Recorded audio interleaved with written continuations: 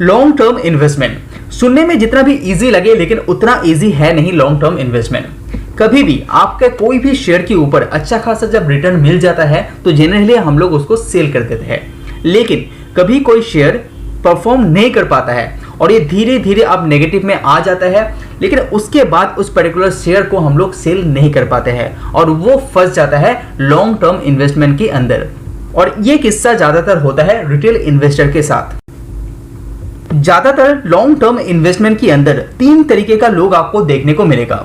सबसे पहले आता है जब निफ्टी फॉल होता है पोर्टफोलियो के अंदर उससे कम फॉल होना चाहिए। दूसरा कैटेगरी ऐसा है कि निफ्टी जितना भी फॉल हो ठीक ठाक उतना ही फॉल होना चाहिए। तीसरा कैटेगरी ये भी है कि निफ्टी जितना भी गिरे कोई प्रॉब्लम नहीं है, लेकिन जब निफ्टी यहाँ पे सुधार लाएगा, जब निफ्टी यहाँ पे रिकवरी देगा तो पोर्टफोलियो के अंदर उससे भी ज्यादा तेजी से रिकवरी उन लोगों को चाहिए होता है। जो इन्वेस्टर ये थर्ड कैटेगरी के अंदर आता है उसे हम लोग ग्रोथ इन्वेस्टर बोलते हैं, जो मार्केट के अंदर फॉल झेलने के लिए रेडी है लेकिन उसको रिटर्न जो है वो बहुत ज्यादा चाहिए होता है। तो अभी आप सोचिए कि आप कौन से कैटेगरी के अंदर आते हैं। तो आज की इस वीडियो के अंदर उन्हीं शेयर होल्डर के लिए हम लोग कुछ स्टॉक यहाँ पे सजेस्ट करने वाले हैं। तो अगर आपको मार्केट रिकवरी के टाइम आपको ज्यादा रिटर्न चाहिए होगा तो इन शेयरों के अंदर आप पैसा निवेश कर सकते हैं। ग्रोथ स्टॉक में निवेश करने से पहले एक चीज आप हमेशा दिमाग में रखिएगा, क्योंकि फ्यूचर ओरिएंटेड कंपनी के अंदर ही आपको निवेश करना चाहिए। जब कभी भी आप ग्रोथ स्टॉक लेते हैं कुछ पर्टिकुलर पैरामीटर के ऊपर आपको ध्यान देना चाहिए।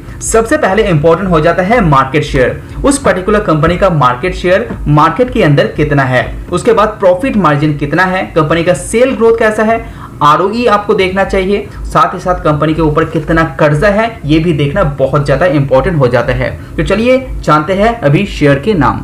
Press the bell icon on the YouTube app. तो यहाँ पे सबसे पहले नाम आता है बजाज फाइनेंस का। NBFC के अंदर नंबर 1 कंपनी है इंडिया के अंदर बजाज फाइनेंस। पिछले 5 साल का कंपनी का प्रॉफिट ग्रोथ देखेंगे वो है 22.2%। कंपनी का सेल ग्रोथ है 22.2%। साथ ही कंपनी का रिटर्न ऑन इक्विटी की बात करें तो 16.1% आप लोग को देखने को मिलेगा। और इंडिया के अंदर 70% मार्केट होल्ड करके रखा है बजाज फाइनेंस ने। 2020 के अंदर 2000 के नीचे ये शेयर प्राइस चला गया था, लेकिन जिस तेजी से यहाँ पे निफ्टी यहाँ पे रिकवरी हुआ है उससे 2 गुना तेजी से बजाज फाइनेंस यहाँ पे अपने को रिकवरी दिखाया है। लॉन्ग टर्म में बजाज फाइनेंस इतना बढ़िया रिकवरी देने के बाद भी अभी भी इस कंपनी में पोटेंशियल है कि लॉन्ग टर्म में और भी तेजी से ये ग्रो करेगा। कंपनी की फाइनेंशियल की बात करें, जहां पे 2015 में कंपनी 5000 का रेवेन्यू अर्न करता था वो बढ़ के यहाँ पे 31,000 करोड़ तक पहुंच गया है। तो आप देख सकते हैं किस बढ़िया तरीके से बजाज फाइनेंस ने यहाँ पे ग्रोथ दिखाया है। उसके बाद यहाँ पे जो दूसरा शेयर है इसका नाम है वरुण बेवरेजेस लिमिटेड, और इस पर्टिकुलर कंपनी एक लार्ज कैप कंपनी है और कंपनी का 5 साल का रिकॉर्ड उठा के आप देखते हैं तो कंपाउंडेड 18% का ग्रोथ इस पर्टिकुलर कंपनी ने दिखाया है। प्रॉफिट ग्रोथ की बात करें तो वो आपको 72% को देखने को मिलेगा। कंपनी यहाँ पे लगातार कोशिश कर रही है कि अपने कर्जे को कैसे कम किया जाए। साथ ही साथ कंपनी का ROE देखेंगे वो है 19.62% का। चलिए अभी देखते हैं कंपनी का फाइनेंशियली कैसा है। 2012 में कंपनी 1800 करोड़ का सेल जनरेट करता था और ये धीरे धीरे लगातार यहाँ पे इंप्रूव हो रहे हैं। और लेटेस्ट क्वार्टर के अनुसार कंपनी ने यहाँ पे दिसंबर 2021 तक जो डाटा है उसमें से पता चला कि 8823 करोड़ का रेवेन्यू जनरेट किया है। साथ ही साथ कंपनी का नेट प्रॉफिट भी यहाँ पे बहुत ही अच्छी तरीके से ग्रो किया है। वरुण बेवरेजेस के अंदर 2 चीज आपको देखने लायक है।